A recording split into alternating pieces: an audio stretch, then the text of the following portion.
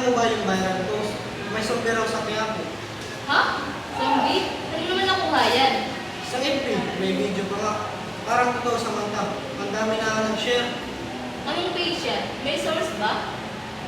Hindi ko nga tinignan eh. Basta, maraming likes. Trending. Mula naman ito sa news website, tsaka mukhang scripted lang ang video. Fake news yun, Piolo. Ah, ganun ba? Parang napaniwala ako dun ah. Kaya nga, mahalaga ang media literacy. Kasi hindi lahat ng viral ay totoo. Kaya dapat suriin muna bago maniwala.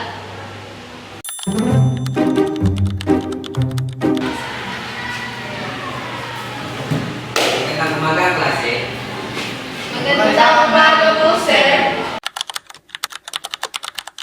Morning, sir. Ako, Bea, meet ka na naman. Ngayong linggo ay Media Literacy Week. Ano yung inyong karanasan sa mga maling informasyon through online? Pwede ba kayo magkakalit? Sir, Sige, sige. may nag-viral po na video about po sa zombie. Pero upon checking po, wala po ito sa news. Nagpa-fact check pa po kami ni Piolo. Sir, Oh, Mr. Piolo. ako po talaga yung unang naniwala. Pero ngayon, natutunan ko yung mag-search muna. Galing. Tandaan, hindi sapat ang dami ng shares. Mahalaga ang source. Kaya lagi tayong maging mapanuri. Tiyakin natin itong mga informasyon na ating binabasa at unawain ito ng mabuti. Meron nga silang kasabihan. Think before you blink. Okay, very good. So, bali na sabi ko nga sa inyo na ngayong lingkong ito ay media literacy. So, bali na magiging topic natin is all about media literacy. Alam niyo ba yun or meron kayong idea about sa media literacy? Sir, Sige. parang may kinalaman po sa social media. Tama. Bahagi yun. Pero mas malawak pa. Ang media literacy ay ang kakayahang unawain at inyong suriin yung mga bagay o mga iba't ibang anyo ng media. Pagdating na lamang sa television, sa radyo, sa dyaryo at sa social media at iba pa. Sir, bakit po malagay yun? Magandang tanong. Sa panahon kasi ngayon, kung inyong maobserbahan, ang daming mga impormasyon na lumalabas at hindi na natin alam kung ano nga ba ang totoo doon at kung ano yung mapapagkatiwalaan.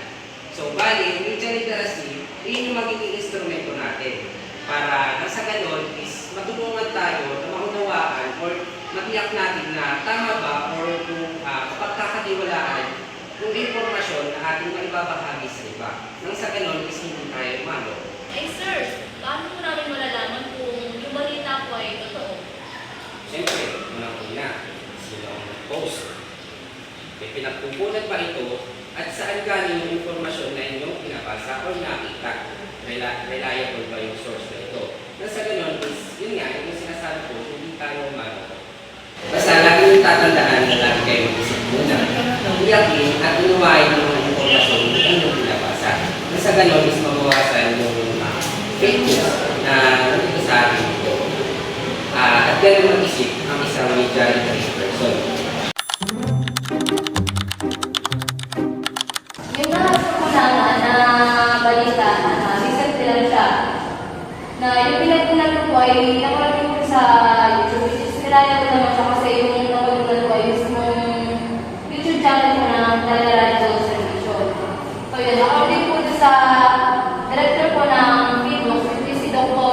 Director Bacolcol, ay mangyari po yung pagsabog sa Bulkan Kanlaon na nakapagpitay sa Negros Island na yung exactly po na 5:51 AM noong April 8, 2025. Na kung saan po ay yung taas po yung pagsabog ng Bulkan, mabot siya ng 4,000 meters na kung saan ay katulad siya yung taas na sumabog din yung Bulkan na yun noong last December 9 natin. Ito lang po nakakatawa. Na kung saan na sinasabi na